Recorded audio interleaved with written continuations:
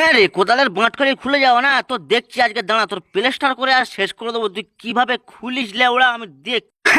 কুমড়ো গুলো যে বড় হয়েছে মা, যেদিনে তালা মেরে রাখি মা চুরি হয়ে যাওয়ার সম্ভাবনা আছে। এই গাল মেরেছে, কি সমস্যায় পড়েছি, কিভাবে কি করবো, দাঁড়া ইটে মেরে আজকে কোদালের বাঁটটা বের করে নিতে হবে, নাহলে হবে না মারা। এই একটা ভালো সুযোগ পেয়েছি মা পানি চুরি করা।